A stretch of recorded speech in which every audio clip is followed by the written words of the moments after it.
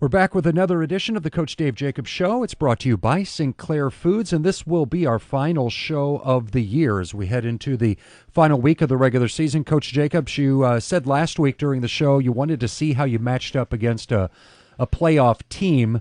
How do you think you did when you played the Highland Bulldogs this past weekend? I really was disappointed with our effort in the first half. I don't think our kids were ready to play, and it was obvious. But when I think the second half, our kids responded, and I thought we played well, played like we're capable of playing.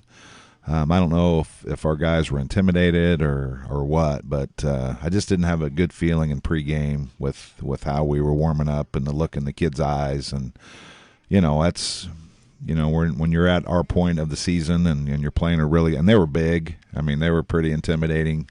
But when our kids played hard and they did the right things and they trusted their technique, I mean, I thought we played well. There was a lot of really, really good plays that we made, and there was a lot of positives. One of your seniors, Jonathan Pirtle, seemed to like he had one of his better games. You were able to get him the ball like in space a few times with little screen passes and then running the option, and it resulted in some first downs and some big plays. Yeah, and just something that happened this past week is, we didn't have school on Monday, and John always comes to see me too, at lunchtime. He works at the bus garage a little bit, and then he comes and sees me, and he was so happy on Tuesday. He went to the eye doctor and got new contacts, and he said he could finally see. So I'm John. It's week 8, bud. You were happy too. I was happy too, but something I would have loved to have known. But that's John's a great kid, but I mean you could tell that he could see, and that would have been something good to know as we're going through the season. But John's a great kid, and he really did play well. There was some drops you had, and those are you've talked about it being killers for drives when you drop balls, and there was I can count at least 3 or 4 of them. Yeah, and we've had a hard time running the ball all year, and Highland is really good on their run defense. So we knew that we weren't probably going to be able to run the ball very well against them. I mean, they held Triad to 13 points, and when you do that, then you're pretty good with the run. So we went into the game. Plus, Drew was kind of limping around a little bit. So, we went into the game thinking we were going to have to throw a lot. And when you do that, you got to catch the ball and keep the sticks moving and keep the ball away from them. And that was frustrating. Starting field position. You didn't have much of a choice there. Their kicker was booting it through the end zone each time. I think you started 7 or 8 drives at your own 20. Yeah, that's a weapon. I mean, and then the one time, we did get a return. We got hit pretty good, but they have a nice team, and had they had their quarterback against Triad, they might have gotten them. But again, I was pleased. There were so many positives with our kids, and when they did things right and played hard, and we look good. We look good at times, and it's just a matter of having a young team and getting them believing that, you got to play hard every play and not be intimidated, and that's something that we're working on. There was one aspect of our quarterback's game, and I hate to lay this on Drew because it's a consistent thing that I see all throughout high school football, is one of the most difficult things to have a quarterback do is throw the ball away and not lose yardage on a play. And we lost a ton of yardage with sacks when Drew was running around trying to keep the play alive, when if he just could have threw the ball away, it could have saved you 10, 12, 15 yards. Yeah, and he's learning, and I mean he's a lot better than what he was. And normally, I mean he was limping into the game, so he wasn't his normal self, and a lot of those times he would just turn it up and run and be able to go get some. But yeah, I mean that was a little bit frustrating, but we got to give him time, and when he's out of rhythm and he's limping, it's tough. How do you coach a quarterback to throw the ball away? It goes against everything that they're taught to do. Find the open man, hit your target, and you're telling them to throw it away. Well, you got to know the down and distance, and live for the next down. Try not to lose yardage and put ourselves in a bad situation. It's all right to be 3rd and 10, not 3rd and 20.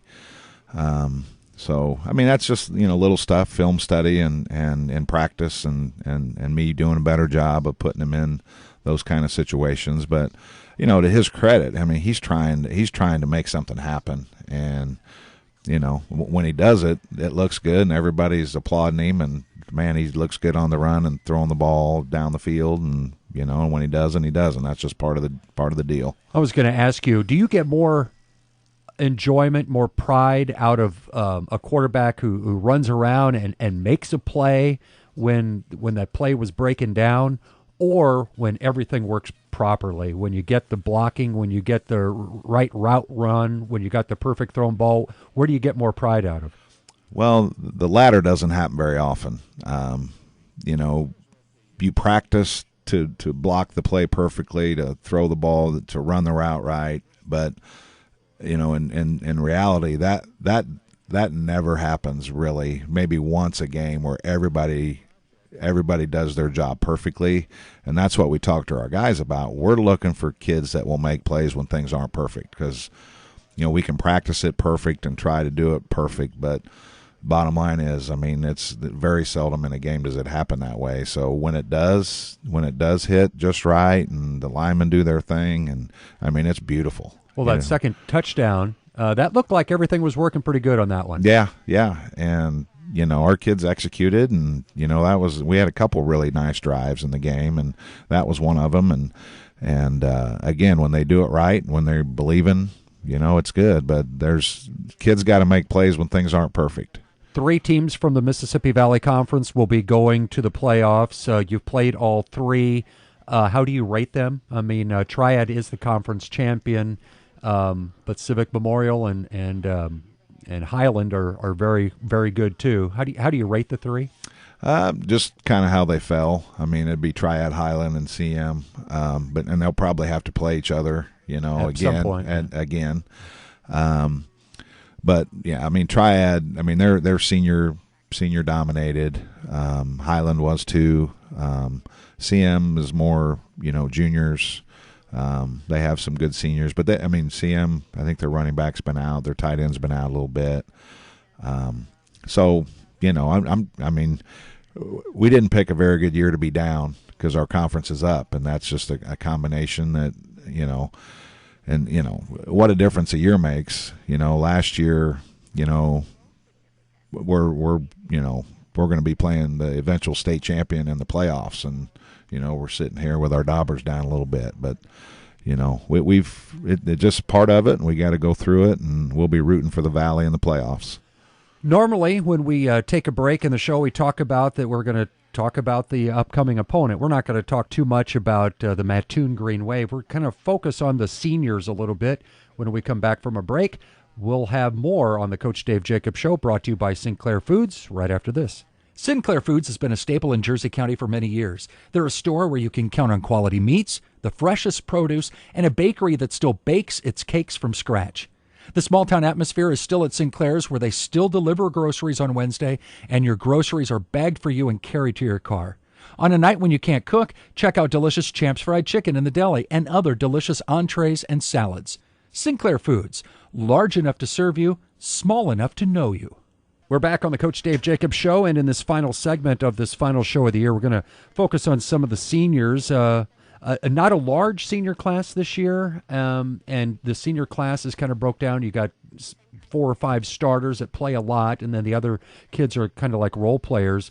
You've had some constants on the roster going back several years, some players that are repeat letter winners, and let's go through some of those names, and we'll start, I guess, at the top of the list with your running back, Jonathan Pirtle, kind of out last year, but a starter most of the year this year. Yeah, and John's done a good job for us, and, it's hard on our seniors. I mean, they're hearing we got a young team. Well, they're not young. They're seniors, and it's hard for them. But, I'm really proud of that group as a whole, because it is difficult for them to come and not have success their senior year. And most of these guys did play 4 years, and it's been a character-building year for them, and it says an awful lot for them to hang in there and stick with it. And they're all great kids, and I'm blessed to be able to coach them, And unfortunately, we spend a lot of time on, life lessons and stuff that football can teach. A lot of times when teams are winning, they don't get the lessons. They just get used to winning, and they don't know how to handle tough situations. And I think that's one thing that we do well is, talk about, how this is going to relate to their life and how they handle stuff. And because life is hard, and you're going to go through adversity, and hopefully they can remember that they made it through it, and they're better men because of it. But, with our seniors, there's, most of them did play all 4 years. Cole Berry, Mitch Getton, John Pirtle, James Medford, Dalton Miller, Chase Murray, Marcus Luma, Zach Frost. Those guys all played 4 years, and I'm proud of them and the commitment they made, and just the young men that they are. And then we had some kids, Kirkland Hansen and Chris Velikas, who just came out this year as seniors. Alex Burtman came back out and had a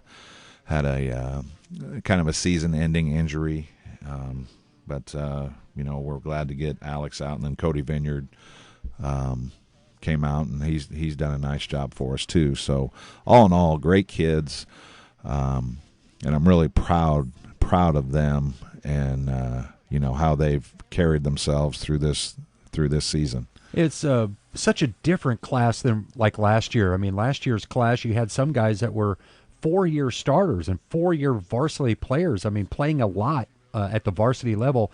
This year's class, they might be getting their first looks at starting games at the varsity level when they're a senior.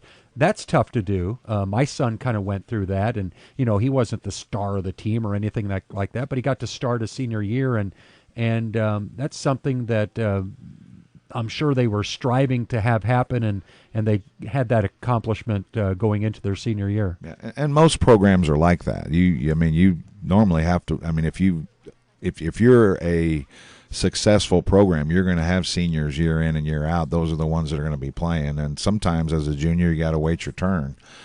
We were blessed having some younger kids, in our program that were very capable, and they're playing college football now. And so yeah, I mean, it's just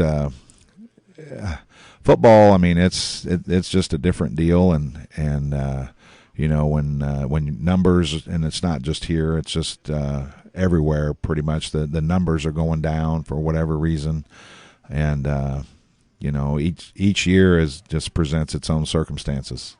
Talk about senior night and what it means for the parents of the seniors. You do something special with the fathers of the team. They're able to take part in the experience in the locker room prior to the game. Yeah, and we want our guys to pick a significant role model for them. Usually it's their dad or grandpa or uncle or somebody that you invite to share that experience with them and be in the locker room and on the field. And it just puts a whole new spin on it. I mean, you were in there, and so you know what it's about, and that's important, and it's important for the guys, and it's really important for whoever they choose to be honored like that, and to be able to share that experience. And you've got your football banquet that's going to be taking place in early November. Can you give out some details of that? Yeah, it'll be Wednesday, November 4th at 6 p.m. at the high school. And we're working on the catering. We're going to finish that up this week, and we'll get letters out, and we'll wrap it up. And just a quick word on Mattoon. I did not see what they had done this past week, but there was some talk that they might need a win to qualify for the playoffs. Yeah, they're 4-4, and they'll have plenty of points. So this will be a playoff game for them. They gotta win to get in, and Mount Zion is going to be in. So, I mean, 5 of our opponents this year are going to be playoff teams. So, provided, if Mattoon gets us this week. But we match up really well with them. And it's just one of them games. They're kind of like a Waterloo, I guess, where, they got decent size. They got a really good quarterback.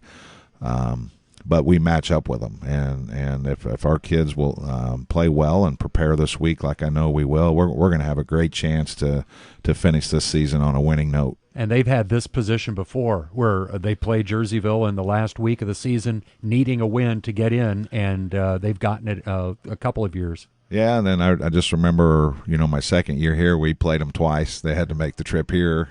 We beat them in the last regular season game, and then drew them in the playoffs and got them again. So we know each other very well. So and I think as I said, our kids match up with them, and I know we'll play hard and do everything we can to get a W this week.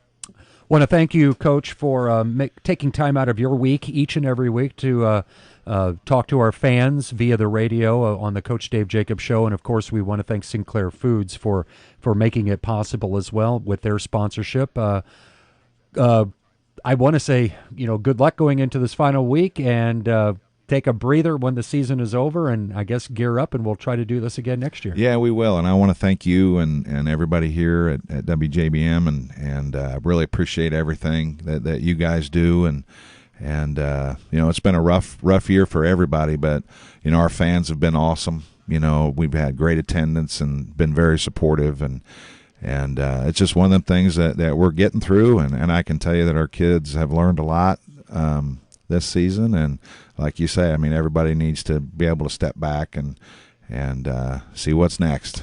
Once again, thanks, Coach Dave Jacobs, as we wrap up another edition of the Coach Dave Jacobs Show.